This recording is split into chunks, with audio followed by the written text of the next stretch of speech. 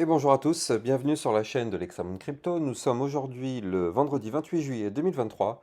Il est 8h15 à l'heure à laquelle je fais cette vidéo. On va faire un point bien sûr sur la situation du Bitcoin. On va regarder quelques cryptos du top 100.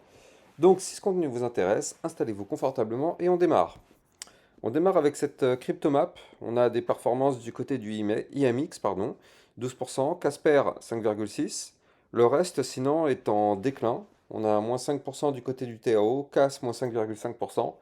Donc bien sûr, tout ça est lié au Bitcoin. Vous le voyez, moins 0,9%. Dès que le Bitcoin repasse dans le rouge, ça y est, quasiment tout le reste du marché repasse dans le rouge avec le Bitcoin. Allez, on va démarrer, on va regarder ce qui se passe concrètement. Donc là, je me mets en vue jour et on va démarrer cette analyse technique. Bien sûr, je rappelle à tout le monde que tout ce que je vais vous dire dans cette vidéo ne sont en aucun cas à prendre pour des conseils financiers. Donc là, en vue jour, qu'est-ce qu'on voit? On voit que, bah bien sûr, hein, encore une fois, gros breakout du range. Suite à ça, signal de vente, on a craché. On a craché, on a été faire un pic à 28 871. Maintenant, le problème, c'est que là, on est en train de danser avec une zone de résistance. La résistance, elle est ici, au 29 248. Et là, vous le voyez parfaitement ici. On a cassé la résistance. Puis derrière, on a tenté de la regagner avant-hier pour la reperdre aussitôt hier. Donc voilà, comme ça, c'est aussi simple que ça. La résistance est trop fragile pour l'instant. Donc, enfin, la résistance qui s'est transformée en support quand on était repassé au-dessus est malheureusement trop fragile. On est repassé en dessous. Et là, actuellement, on est en train de casser ce support pour peut-être aller chercher des points plus bas. Donc, dans un premier temps, il y a deux niveaux clés à surveiller. Le premier niveau clé se trouve ici, au 29 195 $, qui correspond au dernier plus bas. Si on break ce dernier plus bas, vous l'avez compris, voilà, on risque d'aller chuter. Prochain niveau de support ici, 28 883. Puis autre niveau de support, 28 575. Ça, ce sont les niveaux de support qu'on pourrait aller taper. Maintenant, il y a peut-être, en vue jour, peut-être, hein, je dis bien peut-être, un pattern qui pourrait se mettre en place. Mais pour l'instant, c'est que de l'anticipation, il n'est pas du tout formé et il n'est pas validé. Donc là, peut-être qu'on pourrait former ici un premier bottom, et peut-être que là, on pourrait former un deuxième bottom qui n'est pas encore matérialisé à ce jour. Vous le voyez, il nous manque la partie de droite du deuxième bottom, c'est-à-dire qu'il nous manque ça. Donc là, pour l'instant, on n'a pas du tout validé ce pattern. Je dis juste que peut-être que on en prend la forme. Donc on va juste continuer de garder ça en tête. On va voir si effectivement ce double bottom en vue jour se matérialise. S'il se matérialise, il faudra qu'on break en vue jour ici la ligne de coût du double bottom au 29 361 $. Et si on break ça, on pourrait avoir un Bitcoin qui remonte pour aller chercher par la suite ici les 29 540. Voilà, ça c'est ce qui pourrait se passer si le Bitcoin valide ce petit double bottom qu'il est en train de commencer à former. Mais je le rappelle encore une fois, le double bottom n'est pas formé du tout, il manque toute la partie de droite. Donc là, c'est juste de l'anticipation. Et je rappelle qu'à tout moment, le Bitcoin peut breaker son dernier plus bas ici et malheureusement aller chercher des points plus bas. Je vais vous montrer pourquoi tout à l'heure, en vue 4 heures, moi je suis plutôt enfin, un peu moins enthousiaste, on va dire. Je vais vous montrer pourquoi, parce qu'au niveau de la courbe, il y a quelque chose quand même qui est assez dangereux. Mais avant ça, je voulais vous parler quand même de mon Twitter officiel, sur lequel hier je vous ai diffusé une news. Apparemment, donc notre ami Gary Gensler, président de la SEC, a dit que les crypto-monnaies sont hautement spéculatives, bon, ce qui n'est pas faux, et il dit que c'est un domaine où il y a beaucoup de fraude et beaucoup d'escrocs, ce qui n'est pas faux non plus, mais j'ai envie de dire, quel marché financier ne comporte pas d'escrocs, ne comporte pas de fraude? Franchement, quel marché financier? Donc là, il tape sur la crypto-monnaie pour faire peur aux gens, mais en fait, le vrai problème, c'est que c'est pas la crypto-monnaie, c'est juste n'importe quel marché financier comporte son lot d'escrocs et son lot de fraude. N'importe quel marché financier. Regardez tous les détournements d'argent. Par exemple, je sais pas, les ministres, là, enfin, je sais plus qui, les Balkany, là, les Balkany, par exemple, quand ils avaient détourné je sais plus combien de millions de l'argent public, bah ça, c'était en euros, c'était pas en crypto-monnaie qu'ils ont fait ça. Donc au bout d'un moment, il faut arrêter de taper sur la crypto-monnaie comme si c'était le mal, le mal, le mal, alors qu'en réalité, des fraudes, il y en a à tous les niveaux et non pas que sur la crypto-monnaie. Donc ça, c'est des discours qui malheureusement pour les personnes débutantes et les personnes qui ne connaissent pas trop le fonctionnement, qui ont juste entendu parler vaguement des crypto-monnaies, ça c'est des discours qui vont à l'encontre justement du système et à l'encontre de la blockchain, parce que la blockchain, avant toute chose, il faut savoir que c'est une technologie complètement remarquable et révolutionnaire. La blockchain, c'est complètement un truc de fou ce qui se passe avec la blockchain. Il n'y a pas mieux aujourd'hui en termes de technologie que la blockchain. Mais eux, ils sont là pour justement créer du FUD, créer de la peur, ne pas que les personnes rentrent massivement sur la crypto-monnaie pour que justement les personnes laissent leur argent sur la banque, parce que je rappelle que forcément c'est grâce aux banques que les gouvernements continuent d'avoir aussi de l'argent, hein. C'est la banque, grâce à la banque, ils peuvent un peu tout contrôler et ils savent très bien qu'avec la crypto-monnaie, c'est plus dur de contrôler et surtout ça leur fait des pertes financières. Donc du coup, ils veulent absolument pas qu'il y ait une adoption massive parce qu'ils veulent absolument que tout le monde laisse leur argent en banque.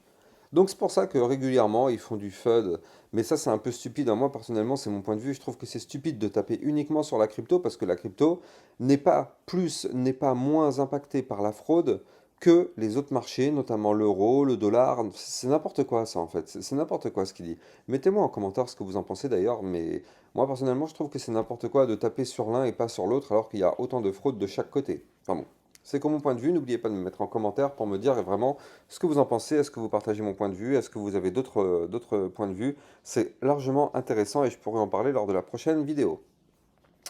Alors justement, d'ailleurs, je rappelle aussi au passage que sur mon Twitter, je vous diffuse aussi des alertes en temps réel, ainsi que d'autres types d'actualités, notamment hier où je vous avais publié ce pattern-là. Quelle heure il était hier? Il était 22h30. Donc du coup, je vous avais mis ça. Je vous avais parlé d'un pattern en bear flag et malheureusement, le Bitcoin a break ce pattern par le bas sans réelle surprise. Bah, effectivement, vu qu'un bear flag, pardon, une figure baissière. Donc voilà, on va regarder tout ça en détail justement, mais je rappelle que vous avez mon Twitter officiel ici en description de mes vidéos. Donc là, on va se mettre justement dans cette vue 4 heures, et c'est pour ça que moi je vous avais dit, je préfère lancer une alerte quand même. Je préfère lancer une alerte, quitte à annuler l'alerte plus tard, mais je préfère lancer une alerte parce que regardez ça, techniquement comment c'est d'une propreté, hein. Le Bitcoin était dans un canal ascendant, ici en vue 4 heures, vous le voyez. Donc tant qu'on était dans ce canal, on a fait une petite remontada, et malheureusement, qu'est-ce qui s'est passé? Ici, on a eu un énième rejet sur le haut du canal, et malheureusement, on s'est fait rejeter un peu trop violemment puisqu'on a breaké ce canal par le bas, ce qui malheureusement a entraîné un crash. Puis derrière, on a fait le pullback du canal, c'est-à-dire que ici, on est revenu tester le canal avec cette bougie verte que vous voyez là. On est revenu retester le bas du canal qu'on avait breaké. Malheureusement, on n'a pas réussi à réintégrer ce canal, ce qui pour l'instant nous confirme le fait que le canal est bel et bien breaké et que là, si on perd le dernier plus bas qui est ici, les 29 173 $, si on perd ce niveau-là, je rappelle qu'en vue 4 heures, on a des bandes de Bollinger très resserrées, et que la dernière fois qu'on a eu des bandes de Bollinger resserrées, on a eu ce mouvement-là. Là, on a un mouvement qui est baissier. On a eu le retracement sous forme de canal ascendant. C'est ce qu'on appelle un bear flag. D'ailleurs, pour tous ceux qui veulent apprendre les bases du trading, n'oubliez pas que sur mon site internet, vous avez tout. Là, par exemple, si vous cherchez ce que c'est qu'un bear flag, vous tapez bear flag directement dans le champ de recherche. Boum. Et qu'est-ce qui se passe? Mince, pardon, j'ai fait n'importe quoi. Hop, bear flag, tac. On valide la recherche. Et voilà, vous tombez effectivement sur la formation Qu'est-ce qu'un bear flag? Vous avez tout dessus. On voit que c'est un mouvement descendant, poursuivi par un canal ascendant. Ce type de pattern, malheureusement, break par le bas pour prolonger le mouvement entrant. Je rappelle que sur mon site internet, vous avez 2 ou 3 pages de vidéos formation gratuites Trading Crypto. Vous avez le lien de mon site internet ici en description de mes vidéos.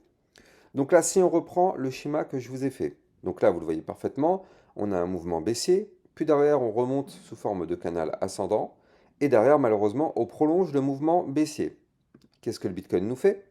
On a le mouvement baissier ici, qui correspond au mouvement baissier qui est là, puis la petite remontada sous forme de canal ici, qui correspond à cette petite remontada sous forme de canal ici, et qu'est-ce qui se passe derrière? Boum, on chute, on casse le canal par le bas, c'est ce qui s'est passé ici. On casse le canal par le bas, on revient tester le canal. Si on n'arrive pas à repasser au-dessus, on casse le dernier plus bas. Effectivement, on continue le mouvement entrant qui est baissier. Donc là, au niveau du Bitcoin, comme je vous l'ai dit, surtout ne pas breaker le dernier plus bas.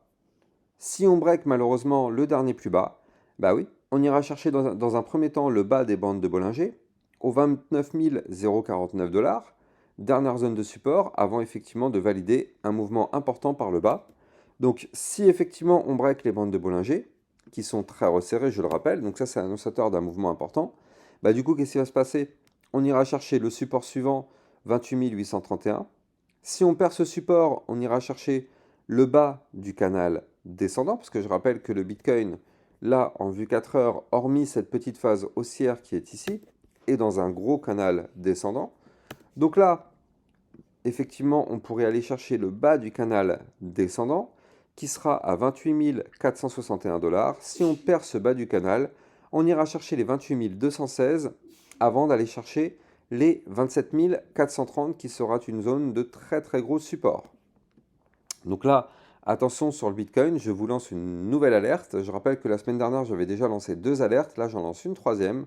Parce qu'effectivement, là, avec ce type de pattern, ça sent pas forcément très très bon. Nous, notre seul espoir, c'est qu'on a un ruban de moyenne mobile qui est au-dessus et que effectivement, normalement, ça attire le cours comme un aimant. Mais le cours peut très bien chuter, comme ceci, et le ruban de moyenne mobile chute avec le cours, mais reste au-dessus. Ça, c'est aussi quelque chose qui peut arriver. Mais bon, le dernier espoir, c'est que le cours aille rechercher le ruban de moyenne mobile. Nous, ce qu'on voudrait, le scénario qui pourrait nous sauver un petit peu, ce serait que là, on arrive à réintégrer l'ancien canal ascendant en vue 4 heures. Donc là, on forme un pattern, par exemple, en double bottom. On réintègre le canal ascendant en vue 4 heures. Et là, si on fait ça, bah, effectivement, ça sentirait plutôt bon parce que réintégration d'un canal en venant du bas, le but est d'aller chercher le haut du canal, donc justement notre ruban de moyenne mobile, et pourquoi pas tenter sa cassure par le haut pour aller chercher des points plus hauts. Donc nous, c'est le scénario qu'on aimerait voir pour effectivement annuler ce bear flag et remonter. Malheureusement, pour l'instant, ce n'est pas du tout ce qu'on a. Pour l'instant, malheureusement, on est plutôt dans une validation de bear flag pour prolonger le mouvement entrant. Donc attention, aujourd'hui, c'est une journée quand même assez dangereuse. On va jeter un petit coup d'œil quand même au niveau du calendrier économique parce qu'aujourd'hui, il y a des choses aussi importantes. À 14h30, on va avoir le PCE Core, c'est-à-dire l'indice de la consommation des ménages, enfin des prix de la consommation des ménages. Et on va avoir le PCE Core du mois de juin annuel, avec l'indice des prix à la consommation des ménages, encore une fois. Donc on s'attend à un consensus, pardon, on avait 4,6, donc on va voir combien on a. Par contre, pour le PCE Core mensuel, on avait un 0,3 le mois précédent. On s'attend au niveau du consensus à une petite baisse, c'est-à-dire pour aller chercher les 0,2. Si on a 0,2, pas de souci, c'est déjà pricé. Si par contre on a un chiffre différent, attention à ça, ça pourrait être assez dangereux. Allez, on va regarder justement un petit coup d'œil au niveau du top 100 des cryptos, c'est-à-dire les cryptos du market cap les plus importantes. Donc, justement, on va démarrer. Elles sont mes cryptos du top 100. Voilà, elles sont là. Alors, on peut démarrer avec le BNB. BNB qui, lui, avait breaké, par exemple, ici, là, on le voit parfaitement sur ce tracé. Il avait breaké son biseau descendant, ici, ce triangle orange que vous voyez là. Il l'avait breaké par le haut. Maintenant, une fois qu'on break, derrière, qu'est-ce qu'on fait? Break, on va revenir chercher le niveau pour former le pullback. Je rappelle que le pullback, 95% du temps, on en a un. Donc là, le BNB il peut très bien revenir faire le pullback au 236,90 et voir si on arrive à sauvegarder ce niveau. Là, effectivement, ce serait un niveau intéressant. Si on pullback mais qu'on ne réintègre pas ce biseau descendant, bah effectivement, on pourrait aller chercher pourquoi pas par la suite des points plus hauts, mais pour l'instant, on est en attente. Donc pour l'instant, BNB, on patiente.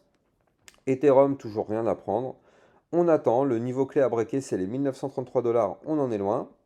Le Litecoin, qui lui n'a toujours pas breaké son biseau descendant, parce que lui aussi, je rappelle qu'il a formé un gros biseau descendant ici, vous le voyez. Tac. Donc ça, eh ben, ça peut être imminent au niveau de la cassure, parce que regardez, on est pile poil actuellement sur le haut du biseau. Donc le niveau clé qu'il va falloir break se trouve ici, les 91,25, c'est de la vue jour, hein, donc ça peut prendre plusieurs jours à plusieurs semaines quand on est en vue jour. Mais bon, pour l'instant, on n'y est pas encore. On patiente de voir si on va clôturer une journée au-dessus de ce niveau-là pour valider ou non la cassure. Et si effectivement on casse, on pourrait avoir une petite remontée pour aller chercher les 93,81, zone de résistance majeure. Si on break cette résistance, on ira chercher le haut du range dans les prochaines semaines au 102,89. Pour l'instant, encore une fois, je rappelle, on n'a pas de cassure, donc on a juste à patienter. Et de toute façon, vous le savez aussi, tout suit le Bitcoin. À la seconde même où le Bitcoin se met à cracher, tout le reste du marché crache avec le Bitcoin. Donc suivez bien le Bitcoin parce que là, je vous ai montré que le bear flag sur le Bitcoin est assez menaçant. Donc il peut se mettre à cracher à tout moment et entraîner tout le marché crypto avec lui. XRP, malheureusement, bon, pour l'instant, enfin non, quoique, non, c'est pas si dégueulasse que ça, hein. Pour l'instant, notre support tient. Le support 0,5 Fibonacci au 0,7014. Pour l'instant, il tient et tant mieux. Parce que je rappelle qu'au moment où ce support viendrait à lâcher, et bien malheureusement, là, on pourrait avoir un double top qui se validerait et qui pourrait malheureusement nous entraîner beaucoup plus bas. Donc attention à ça au niveau du XRP de Ripple. Alors, attendez, je vais juste prolonger voilà, mon Fibonacci.